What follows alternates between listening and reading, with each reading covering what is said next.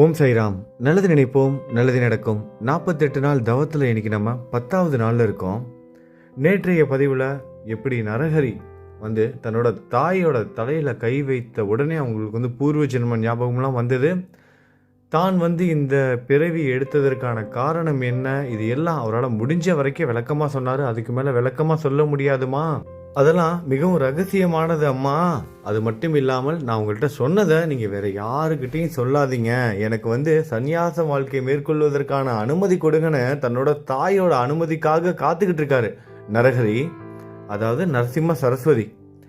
அப்படி இருக்கும்போது அந்த தாய் அந்த மகனை பார்த்து சொல்றாங்க, மகனே 12 வருடங்கள் பிரம்மச்சாரியாக வாழ்ந்து பிறகு கல்யாணம் செய்து கொண்டு பிள்ளைகளை பெற்று இல்லற வாழ்வை அனுபவித்து யக்ஞ யாகங்களை செய்து புண்ணியத்தை பெற்ற பிறகு இறுதியில் சந்நியாசியாக வேண்டுமே தவிர நீ இப்படி ஏதோ வைராக்கியத்துடன் சந்நியாசியாவது தவறானது அல்லவா அப்படின்னு கேட்குறாங்க.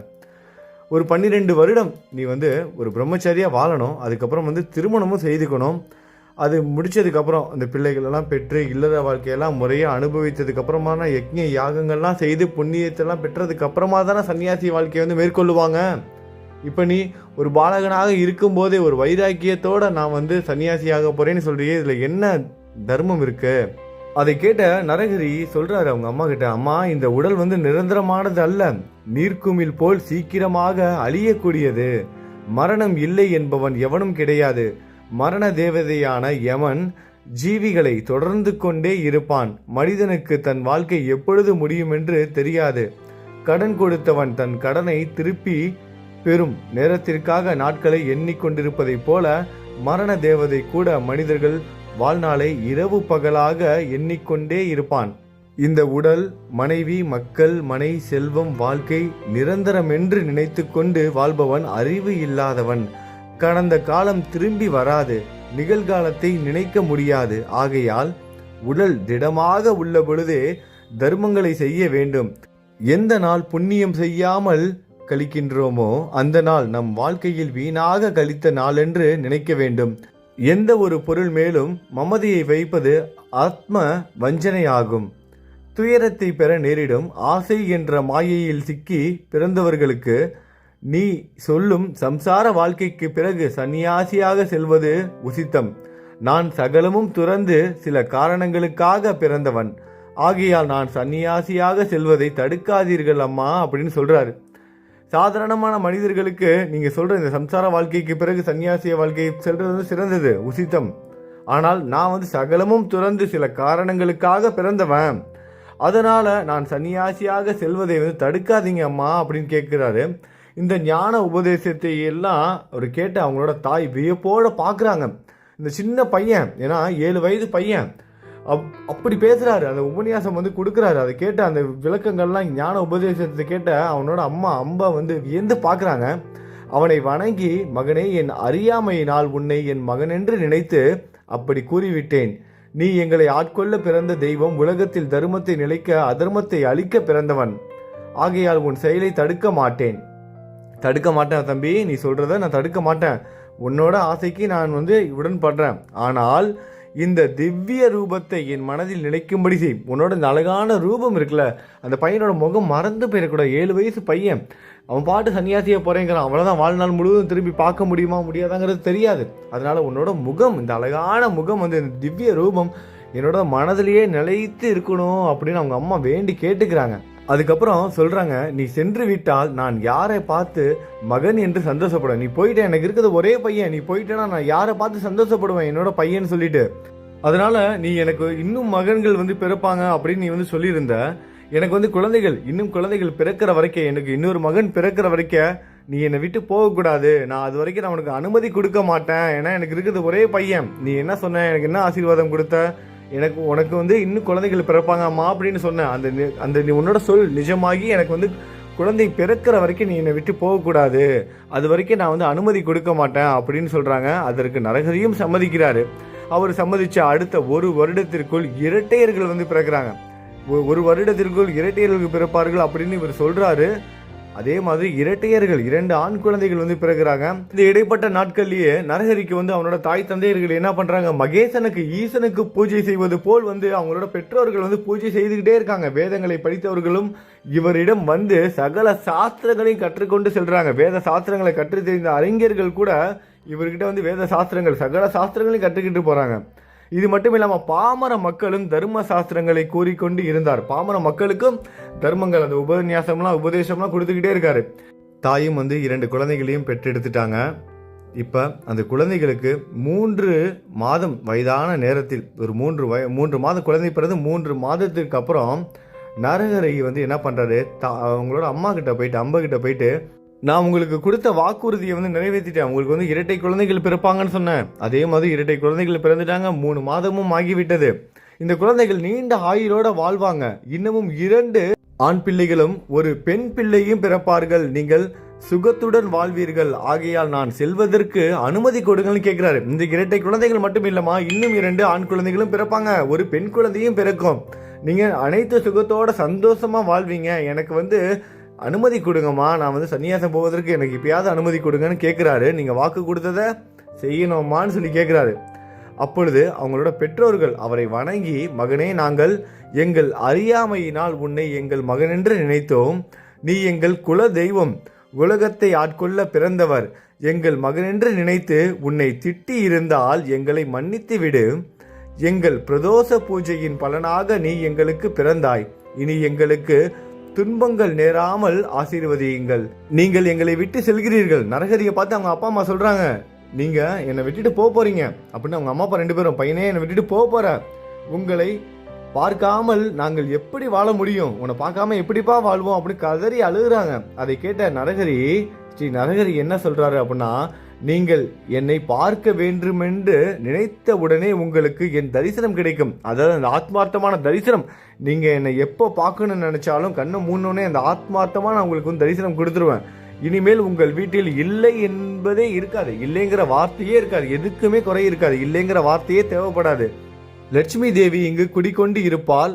மரணம் அடைந்த பின் நீங்கள் கைலாசம் செல்வீர்கள். இனி உங்களுக்கு மறுபிறவி கிடையாது. இனிமேட்டு உங்களுக்கு மோட்சம் தான். இனிமேட்டு அடுத்த பிறவி கிடையாது, மோட்சம் தான்.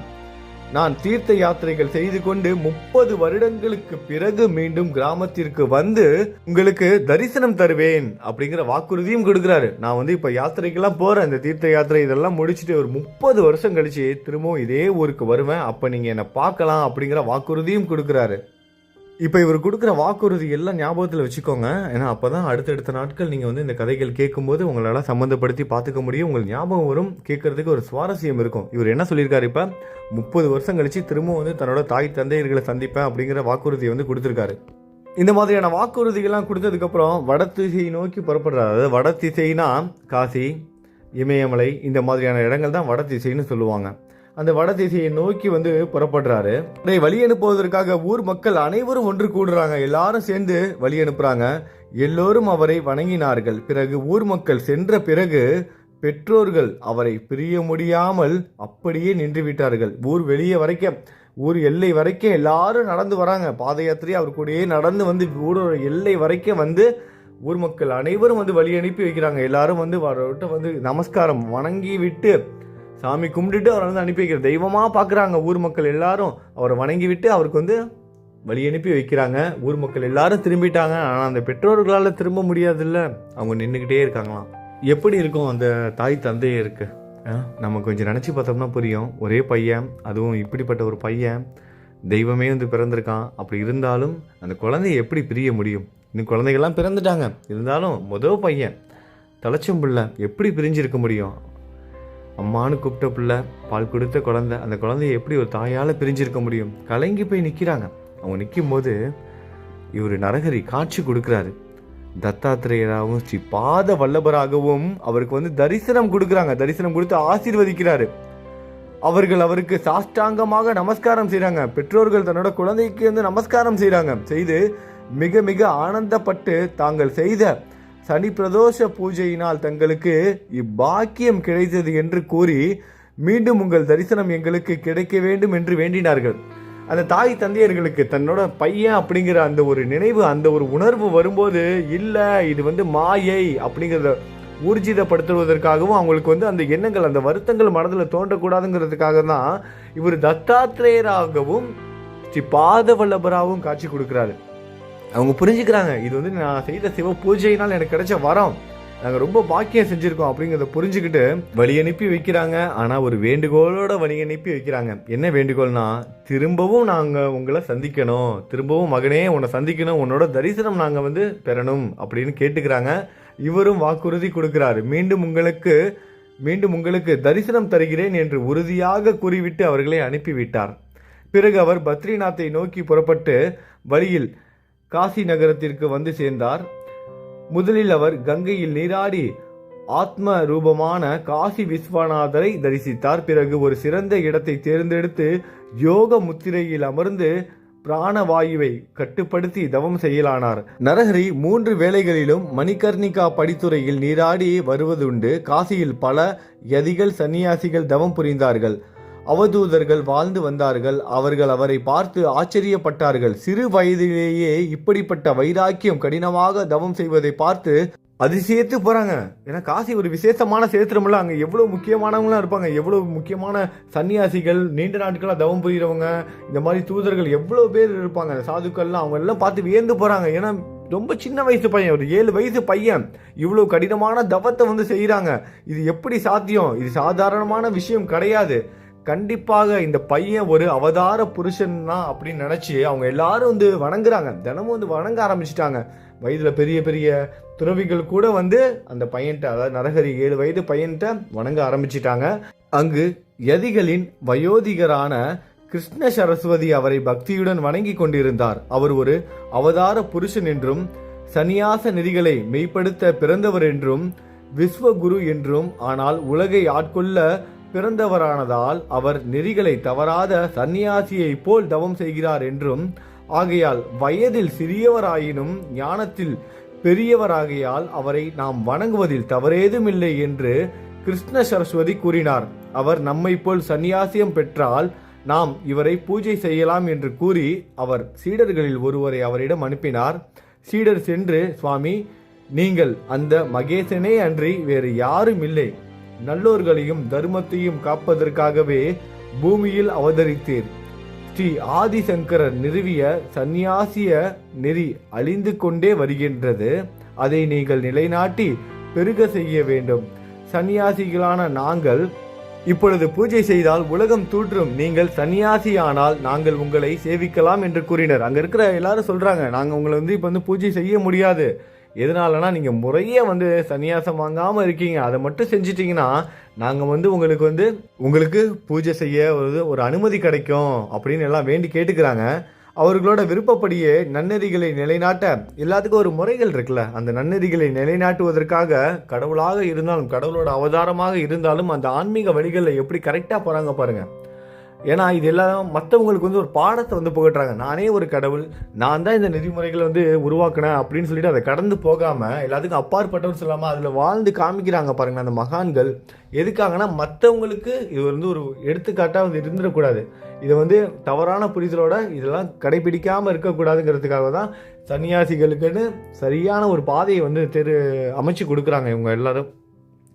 அவர்களின் விருப்பப்படியே நன்னெறிகளை நிலைநாட்ட கிருஷ்ண சரஸ்வதியை குருவாக ஏற்றுக்கொண்டு அவரிடம் சந்நியாசம் பெற்றார்.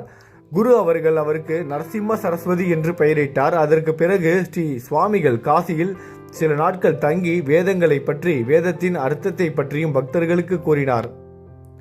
அதுவரையிலும் குருவின் கதையை கேட்டுக்கொண்டிருந்த நாமதாரகன் சித்தரை பார்த்து, ஸ்ரீ நரசிம்ம சரஸ்வதி அவர்கள் மும்மூர்த்திகளின் அவதாரமான சத்குரு என்று கூறினீர்களே, பிறகு அவர் ஏன் குருவிடம் சந்நியாசம் பெற வேண்டும்? பாருங்க, அதே சந்தேகம் அவருக்கு வந்திருக்கு. யாருக்கு? நாம தாரகனுக்கு.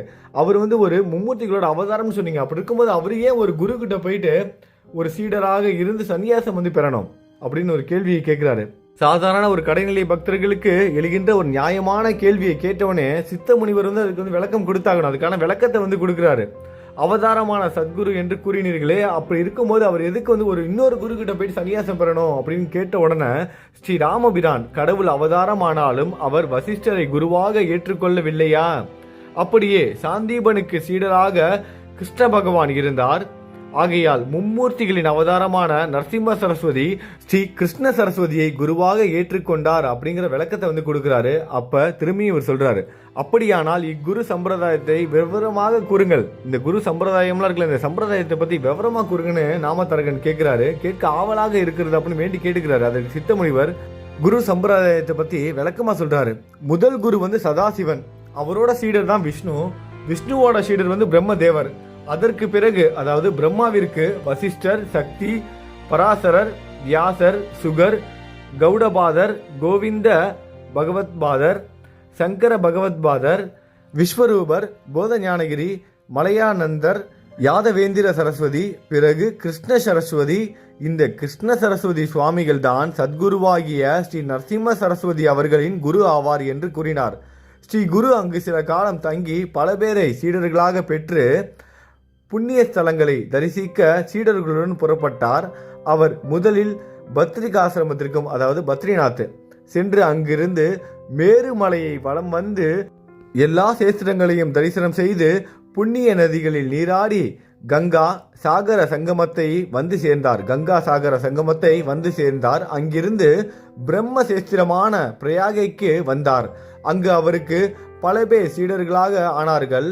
அங்கு அவர் மாதவன் என்ற பிராமணனுக்கு தத்துவம் உபதேசித்து சந்நியாசியம் அளித்தார்.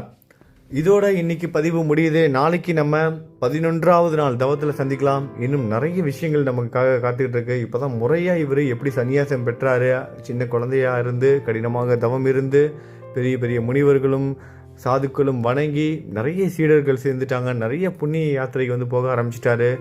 இனிமேட்டு தான் இவரோட அந்த லீலைகள் எல்லாம் வந்து நம்ம வந்து கேட்க போகிறோம்.